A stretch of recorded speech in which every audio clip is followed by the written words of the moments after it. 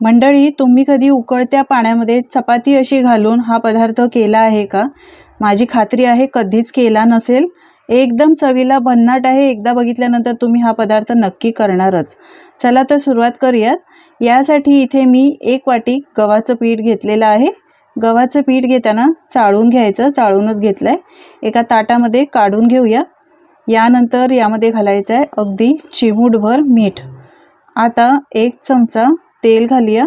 तर हे साधंच तेल आहे, गरम केलेलं नाही. 1 चमचा घातलाय. पाणी घालूया. थोडं थोडं पाणी घालायचं आपल्याला, एकदम जास्त सुरुवातीला घालायचं नाही. आणि चपातीसाठी पीठ मळतो त्या पद्धतीने आपण हे पीठ मळून घ्यायचं आहे. तर थोडं थोडं पाणी घालून मी या पद्धतीने एकदम असं सॉफ्ट असं नरम पीठ मळून घेतलेलं आहे. हे बघा, जास्त घट्ट नको, जास्त पातळ पण नको, नरम नको. आता हे झाकून आपल्याला 15 ते 20 मिनिटासाठी, कमीत कमी जास्तीत जास्त अर्ध्या तासासाठी ठेवून द्यायचं आहे बाजूला. म्हणजे छान असं मऊ होतं पीठ. मी 20 मिनिटं बाजूला असंच ठेवलं होतं. हे बघा, छान असं मऊसूत झालेलं आहे. एकदा परत मळून घेऊया. आणि मळून घेतल्यानंतर याचे लहान आकारामध्ये गोळे करून घेऊया. पीठ चांगलं मळून घेतलं आहे. हे बघा, आपण जसं चपातीसाठी गोळा घेतो ना मळून, त्या पद्धतीने घ्यायचं आहे. चांगला हातावर आणि असं पोळपाटावर रगडून मळायचं आहे. यानंतर आता आपण हा लाटून घेऊया. तर लाटण्यासाठी सुकं पीठ घ्यायचं आहे, पण एकदम थोडं घ्यायचं आहे, जास्तसुद्धा घ्यायचं नाही, नाहीतर ते पीठ दिसतं. आता यानंतर आपल्याला लाटून घ्यायचं आहे. तर लाटून चपाती घेताना एकदम पातळ नको किंवा एकदम जाडी चपातीसुद्धा लाटायची नाही. हे बघा, या पद्धतीने. तर मी लहान लहान अशा या चपात्या लाटून घेते. हे बघा, जास्त पातळ नाही किंवा जास्त जाडही नाही, या पद्धतीने लाटून घ्यायची. तर बाकीच्या चपात्यासुद्धा मी अशाच लाटून घेते. आता याला सुकं पीठ जास्त लावायचं नाही, एकदाच थोडंसं लावायचं आहे. मग ती पोळपाटाला चिटकत नाही, यासाठीच आपल्याला थोडंसं सुकं पीठ लावून घ्यायचं आहे. हे बघा, ही दुसरीसुद्धा चपाती या पद्धतीने लाटून घेतलेली आहे. आता तुम्हाला जेवढ्या हव्या तेवढ्या चपात्या तुम्ही घेऊ शकता या पद्धतीने. हे बघा, तर मी इथे 4 चपात्या लाटून घेतल्या एका साईजमध्ये. तुमच्याकडे झाकण असेल तर त्याचा छापा मारून तुम्ही अशा एका साईजमध्ये लाटून घेऊ शकता. हे बघा, आता इथे मी गरम करायला पाणी ठेवलेलं आहे. 1 चमचा तेल घालायचं आहे. यानंतर यामध्ये अर्धा चमचा मीठ घालायचं आहे. अगदी लहान अर्धा चमचा घातलेला आहे, कारण पीठ मळताना सुद्धा आपण यामध्ये मीठ घातलं आहे. आता हे मिक्स करून घेऊया आणि या पाण्याला चांगली एक उकळी काढून घेऊया. गॅसची फ्लेम फास्ट केली आहे, यामुळे पाणी पटकन उकळेल. पाणी उकळलेलं आहे. आता यामध्ये आपण या लाटलेल्या चपात्या आहेत ना, त्या सगळ्या चपात्या या पाण्यामध्ये घालायच्या आहेत. मंडळी, तुम्हाला माझी जर रेसिपी आवडत असेल तर प्लीज एक लाईक करायला अजिबात विसरू नका. आणि तुम्ही कुठून ही रेसिपी पाहत आहे हे सुद्धा मला कमेंट करून नक्की सांगा, म्हणजे मी तुमचे आभार मानू शकेन आणि मलाही कळेल ही रेसिपी कुठून पाहिली जाते. 4ही लाटलेल्या चपात्या या पाण्यामध्ये घातलेल्या आहेत. थोडंसं हलकंसं प्रेस करायचं, जास्त पण नाही. आणि 1-2 सेकंड फक्त आपल्याला यामध्ये ठेवायचे. गॅसची फ्लेम बंद केली आहे.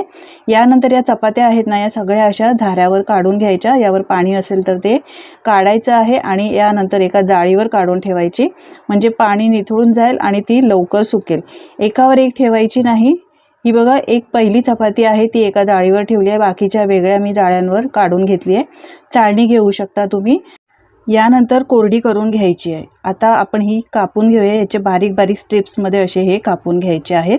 मी इथे पिझ्झा कटरने कापते, तुम्ही पाहिजे तर सुरीने कापू शकता. एक गोष्ट लक्षात ठेवायची, पाण्यात जास्त वेळ या चपात्या ठेवायच्या नाही.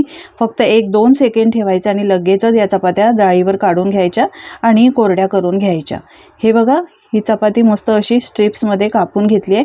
कोरडी झाल्यावर नंतरच कापायची आहे. पाणी असेल, ओलसर असेल तर ते व्यवस्थित कापली जाणार नाही. मस्त आपल्या हे गव्हाच्या पिठाचे नूडल्स तयार झालेले आहेत. आपण मस्त गव्हाच्या पिठाचे नूडल्स बनवतोय. याला चाऊमिनसुद्धा म्हणू शकता. मस्त असे हे आपले गव्हाच्या पिठाचे नूडल किती सोप्या पद्धतीने बनलेले आहेत. या पद्धतीनेच असे हे सगळ्या चपातीचे नूडल्स बनवून घ्यायचे. तर हे बघा, सगळ्या चपातीचे नूडल्स बनवून घेतले. आता नूडल्स बनवतोय तर भाज्यासुद्धा हव्याच यामध्ये. तर मी उभा पातळ चिरलेला कोबी, गाजर उभा चिरून घेतला आहे, एक सिमला मिरचीसुद्धा उभी उभी चिरून घेतलेली आहे आणि 2 हिरव्या मिरच्या मध्ये चिरून घेतलेल्या आहेत. हे बघा या पद्धतीने. आता यामध्ये अजून तुम्हाला काही भाज्या घालायच्या असतील तर त्या घालू शकता. यानंतर कढईमध्ये 2 ते 3 चमचे तेल घालायचे आहे. आपण नेहमी मैद्याचे नूडल्स बनवून खात असतो किंवा बाहेर जाऊन खात असतो. तर मंडळी, तुम्ही कधी असे गव्हाच्या पिठाचे नूडल्स बनवले नसतील तर एकदा नक्की करून बघा. आता यामध्ये घालायचा आहे आपल्याला एक बारीक चिरलेला कांदा. आता मिक्स करून घेऊया. यानंतर इथे मी घेतलेला आहे पातीचा कांदा आणि थोडीशी कांद्याची पात. आता तुमच्याकडे हा पातीचा कांदा घरात असेल तर घाला, नाही तर आपण जो आधी सुरुवातीला कांदा घातला आहे ना त्याचं प्रमाण तुम्ही वाढवू शकता. मग 2 बारीक चिरलेले कांदे घ्यायचे आणि इथे मी एक मोठा बारीक चिरलेला कांदा आणि पातीचा कांदा आणि पात घातलेली आहे. आता हे सगळं मिक्स करून घ्यायचं. यामध्ये घालूया बारीक चिरलेला लसूण आणि बारीक चिरून घेतलेलं आलं घातलं आहे. आता हे चांगलं मिक्स करून घ्यायचं आहे, चांगलं असं मस्त याचा फ्लेवर येण्यासाठी. चायनीज म्हटलं म्हणजे यामध्ये आलं आणि लसूण भरपूर असतंच. यानंतर आपण चिरून ठेवलेल्या सगळ्या भाज्या घालायच्या आहेत आणि भाज्यासुद्धा एकदम हाय फ्लेमवर चांगल्या परतून घ्यायच्या. चायनीजमध्ये भाज्या असतात त्या हाय फ्लेमवर परतल्या जातात. या भाज्या आहेत त्या जास्त शिजवायच्या नाही, 50% फक्त शिजवून घ्यायच्या आहेत. कारण चायनीजमध्ये ज्या भाज्या असतात ना त्या थोड्याशा कच्च्याच असतात, क्रंची लागतात त्या खायला आणि चविष्टसुद्धा लागतात. यासाठी आपल्याला फक्त आता 50% शिजवून घ्यायच्या आहेत. नंतरसुद्धा आपण शिजवणारच आहोत. एक 3-4 मिनटं आपल्याला या भाज्या चांगल्या हाय फ्लेमवर परतून घ्यायच्या आहेत. यानंतर आपण यामध्ये घालूया अर्धा चमचा soya sauce, dark soya sauce आहे आणि यानंतर घालायचा आहे 1 चमचा चिली सॉस. आता घालूया 1 चमचा शेजवान सॉस. यामध्ये तुम्ही व्हिनेगरसुद्धा घालू शकता, पण यामध्ये सॉसेसमध्ये व्हिनेगरचं प्रमाण असतंच म्हणून मी घातलेला नाही. यानंतर 1 चमचा शेजवान चटणी, अर्धा चमचा काळी मिरी पावडर आणि फक्त अर्धा चमचा इथे मीठ घातलं आहे, कारण आपण चपातीमध्ये सुद्धा मीठ घातलेलं आहे. शिवाय सॉसमध्ये सुद्धा मिठाचं प्रमाण असतंच, त्यामुळे मिठाचं प्रमाण थोडंसं कमीच घाला. लागेल तर नंतर टेस्ट करून घालू शकता. सगळं व्यवस्थित चांगलं 1-2 मिनटं मिक्स करून परतून घ्यायचं आहे. यानंतर आपण जे गव्हाचे नूडल्स बनवून ठेवले होते ना ते घालायचे आहेत आणि टॉस करून घ्यायचं आहे लगेचच. आपल्याला आता जास्त मिक्स करायची गरज नाही, जास्त वेळ शिजवायची गरज नाही, कारण भाज्या 50% शिजवलेल्या आहेत. नूडल्स आपण गव्हाचे बनवले ते सुद्धा शिजलेले आहेत. एक 2-3 मिनटं फक्त आपल्याला परतून घ्यायचं आहे मिक्स करून. मस्त असा फ्लेवर येतो आहे.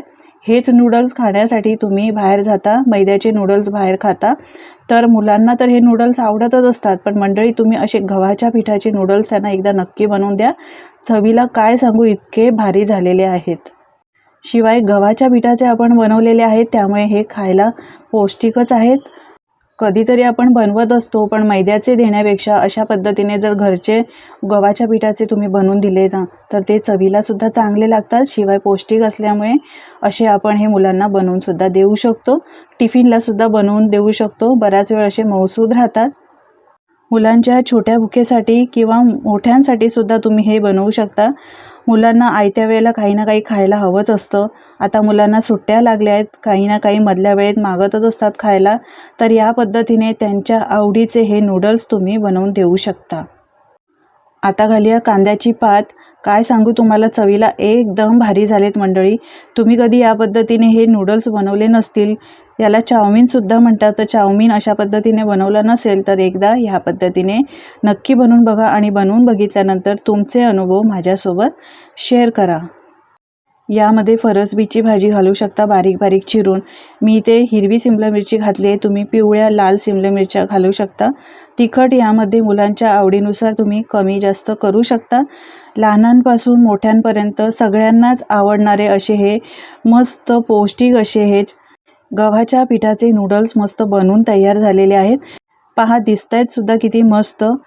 आजची ही गव्हाच्या पिठाची नूडल्सची रेसिपी कशी वाटली कमेंट करून नक्की सांगा. आवडली असेल तर लाईक करा आणि मित्रमंडळी कुटुंबासोबत शेअर करा.